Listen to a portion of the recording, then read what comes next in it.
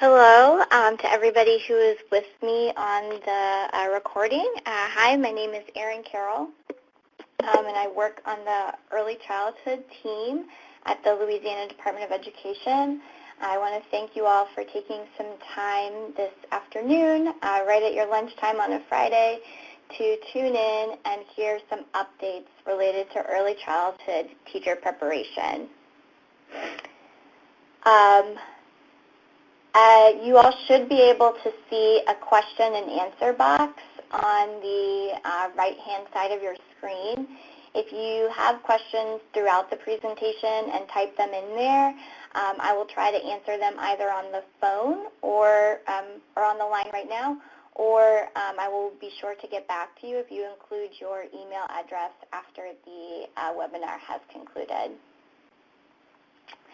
So this webinar will be providing updates for individuals or programs that are currently providing professional training to child care teachers and have not yet begun the BESE program approval process.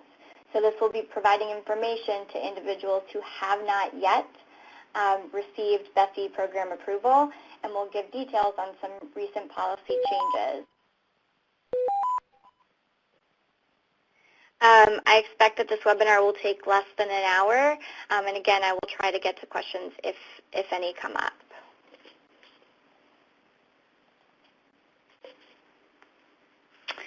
All right, so let's dive in.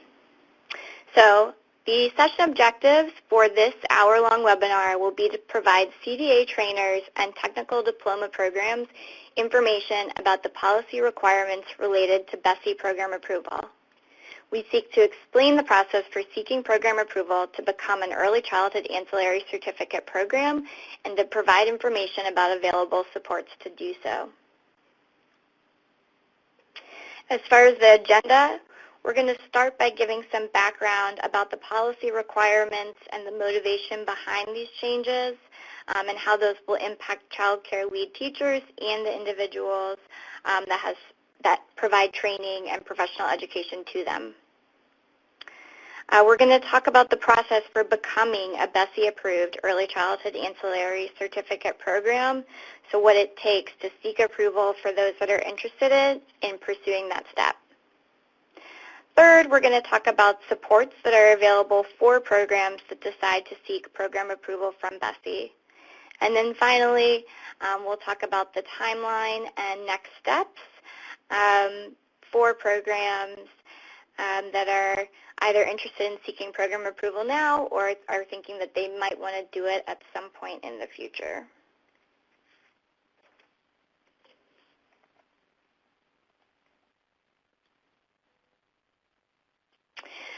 So there are several key ideas that we want to be sure that everybody listening in has and understands right off the bat, and then we'll keep referring to them and explaining them in more detail throughout the course of the next hour. The first key idea is that early childhood lead teachers that are working in publicly funded centers must have the early childhood ancillary certificate by July 2019. Again, I'm going to discuss in detail about what that means and how a teacher would go about earning that. The second key idea is that beginning in July 2018, so a year from now, most early childhood teachers will be expected to attend training programs that have been approved by the Board of Elementary and Secondary Education, or BESE. So depending on the path that the teacher is seeking and depending on how much training they have already completed, they will be expected to attend a BESE-approved program. And again, I'm going to provide the details about exactly who that affects later on in the presentation. The third key idea is that BESE-approved programs, which are called early childhood ancillary certificate programs once they've received approval, those programs are providing high-quality coursework, applied practice, teacher observations, and performance-based assessments. So we're going to talk in detail about what it means to become an early childhood ancillary certificate program that's been approved by BESE, and what all of those programs have in common. And then the fourth key idea is that all teacher training programs are able to apply for BESE approval at any time. So we're going to be talking about a few specific opportunities today that are more timely, namely the Believe and Prepare Early Childhood Grant. But we also want everybody to remember that this is an ongoing process, and individuals and programs are able to seek program approval from BESE at any time. So there are a few key dates that I want to start off with. So July 1, 2018, so about a year from today, teachers with 36 hours or less of CDA training who are trying to earn their Early Childhood Ancillary Certificate. Again, we're going to talk more about what it takes to get your Early Childhood Ancillary Certificate, but teachers with 36 hours or less of CDA training towards that must attend a BESE-approved program to qualify for the Early Childhood Ancillary Certificate.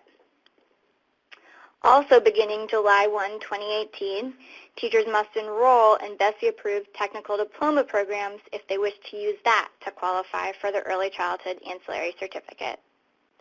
And then finally, in July of 2019, so 2 years from now, all lead teachers that are working in publicly funded centers are expected to have their Early Childhood Ancillary Certificate, which can be earned through 5 different ways, which we're going to discuss.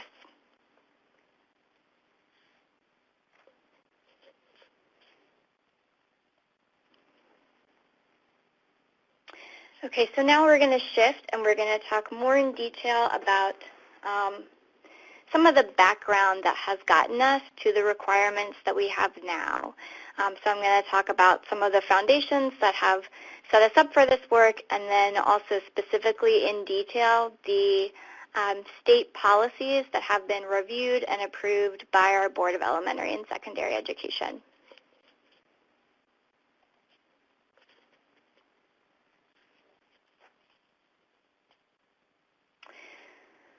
So the move towards the Early Childhood Ancillary Certificate and the impending Early Childhood Ancillary Certificate programs is really a very essential and key component for the vision for kindergarten readiness in Louisiana. So this all started with a legislative requirement that was passed in 2012 that had the effort for Louisiana to streamline expectations for all children in birth to 5 environments, to make sure that they are in healthy and safe environments that provide excellent educational experiences. So this has involved a few things over the past 5 years and has included all providers, so those being child care providers who participate in the child care assistance program, so receive public funds, pre-K programs, and then Head Start programs. So the first corner of this is the unified standard of high expectations for what children should be learning and for what excellent teaching looks like. So that has taken place through unifying the expectations for support and the use of the class tool, as I'm sure many of you are familiar with if you are plugged into the early childhood space in Louisiana. There is also the increased expectations for health and safety and learning that's consistent across programs. So this is most obviously seen through the changes in the licensing regulations and through making sure all programs are doing those minimum standards to make sure that the children in their care are safe. The third part is that the families expanding the opportunities for families to easily enroll and find their best opportunity for care. And then the fourth, in the green box up there, which is really where we're centered today, that teachers are excellent at interacting with children and guiding their learning. So a key part of making sure that all teachers and all program types are excellent at doing that is ensuring that all teachers are having high-quality preparation experiences that enable them to hop into the classroom on day one and really support children's learning.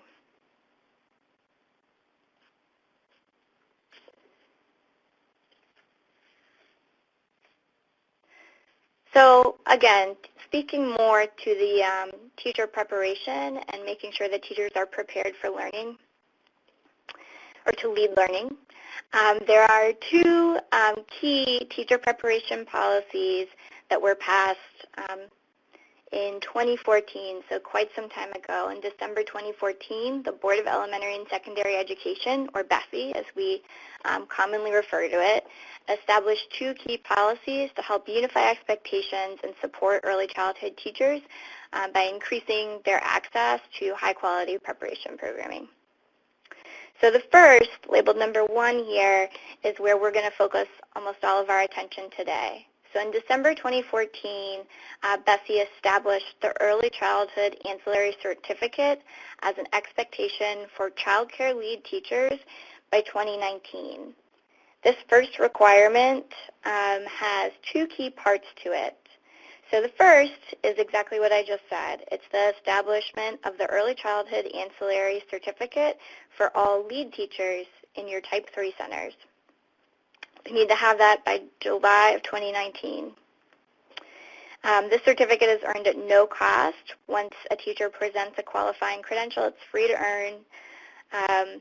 And prior to July 2018, the credentials and trainings can be completed at any provider. So I'm going to talk a little bit more on the next slide about how an individual would go about earning that Early Childhood Ancillary Certificate. But those are the key points. So all lead teachers need to have it by July of 2019, and it's no cost to earn it from the department. The application is accessible from our website. The second key part to the establishment of the Early Childhood Ancillary Certificate is the phased integration of a requirement that teachers complete their training at a BESE-approved provider. So again, we call these Early Childhood Ancillary Certificate programs. We've been phasing this requirement in since December 2014 and are continuing to do so now. And this is, of course, what we'll really be focusing on in the remainder of our slides. So beginning in July of 2018,